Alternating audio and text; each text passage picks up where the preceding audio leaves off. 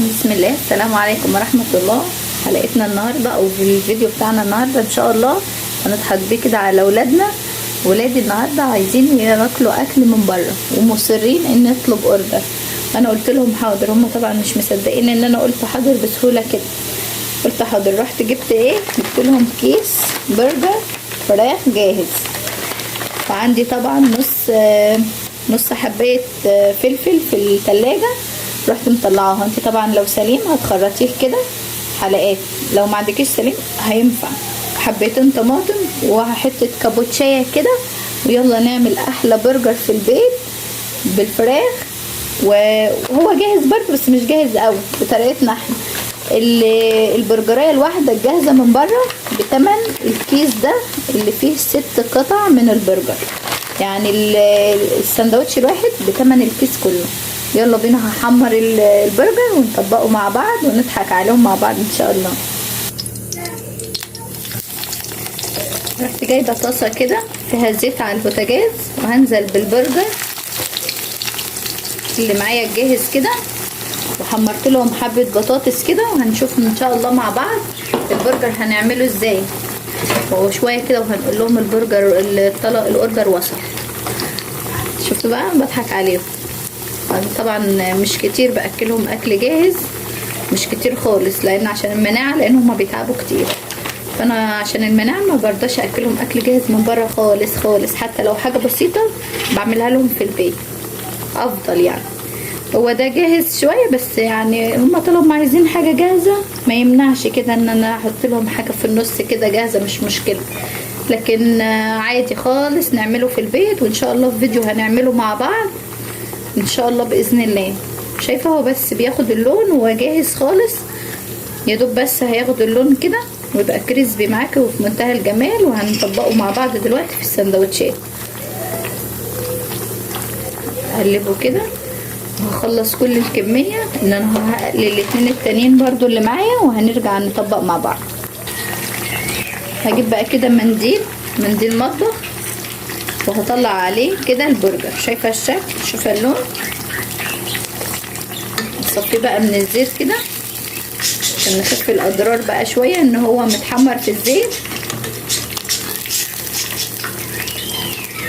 انت بتصفي حاجتك وضمن حاجتك في البيت، وطبعا ده مش جاهز بس اهو برضو بتصفيه من الزيت. اقل ابسط حاجه انك بتصفيه من الزيت، وهيبقى حاجه جاهزه كده بدل ما انك تحرميهم خالص. اهو شايفه اللون، شوفوا الجمال بتاعه. يلا نطبق البرجر دلوقتي مع بعض. طبعا انا كنت جبت مع البرجر الجاهز، جبت كده كيس جبنه من بتاعه البرجر دي برضو. دول بيبقى فيها العلبه بيبقى فيها 10، دول 6 على عدد ال6 برجرات. يلا بينا بقى نشوف هنعمل ايه. هجيب الكاتشب ونكمل بقى وصفتنا ان شاء الله، ونشوف هنطبق معانا البرجر كله على بعضه ازاي. البرجر بقى تقدري تخليه سليم، وتقدري تفتحيه كله كده، تقدري تفتحيه كله كده مع بعض، وتقدري تخليه سليم انك تفتحي بس نصه كده وخلاص، انك تفتحيه نصين كده. ممكن بقى في الحالة دي تروحي على البوتاجاز على جريل، تحطي رشة زيت وتحطيه ياخد لون من الجنبين. بس انا مش هعمل كده عشان الولاد مستعجلين، وماما الاوردر اتأخر، يا ماما نتصل عليهم تاني. طبعا هما مش عارفين ان احنا بنضحك عليهم. يلا بقى بينا ان شاء الله. بسم الله. هنعمل ايه كده دلوقتي، وانا ده كله عماله اقول لهم ان شاء الله جاي ان شاء الله جاي. اروح بقى كده جايبه حبه من الكاتشب، وبمعلقه بس كده، وبمعلقه بندهنها كده الكاتشب على البرجريه كلها كده. بسم الله. وهناخد كده واحده البرجر الجاهزه دي، واروح بقى حاطه كده باي شكل بقى يعجبك. حطي بسم الله، حطي الكابوتشا كده، حطي الطماطم والفلفل. هما طبعا بيشيلوا لي الفلفل ده. شفت العصافير شكلهم هما كمان جعانين. وهنحط دي كده عليها. في واحده تانية بسم الله، هوريكم بقى اللي انا هدخلها الفرن تبقى عامله ازاي. مش الفرن بقى، الميكروويف، سوري. بسم الله. افتحها كده. نروح حاطين برضو الكاتشب. ممكن بقى تحطي مايونيز، تحطي مستردة، تروحي جايبه الواحده كده تفتحي عليها الجبنه، وهنحطها دلوقتي في الميكروويف تسيح كده الجبنه عليها من فوق، تكون في منتهى الجمال. ونيجي نكمل بقيه الحاجات اللي هنحطها عليها. راح ادخلها الميكروويف ثانيه كده ولا ثانيتين وهنخرجها. شوفوا بقى شكلها عامل ازاي. شوفوا الجبنه سايحه جامد جدا جدا جدا. وهنعمل فيها برضو نفس ما عملنا كده في البرجر الاولاني.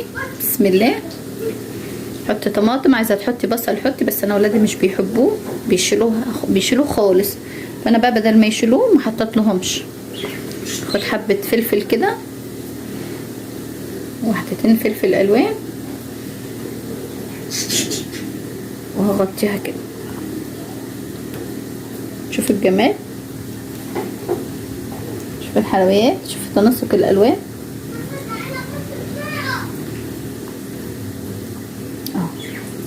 انا هكمل بقى كل اللي معايا وهوريكم ان شاء الله في الاخر. ودي كانت الاكله بتاعتي للنهارده. وحمرت بعد جنبها كده حبه بطاطس. بسم الله. ودول احط عليها بابريكا كده من فوق على البطاطس. كوكي طبعا جايه تقول يا ماما، لا ما تقولي لهمش بقى. وحبه من الكمون. وشايفه البرجر ما شاء الله. شوف الجبنه سايحه جميله جدا جدا.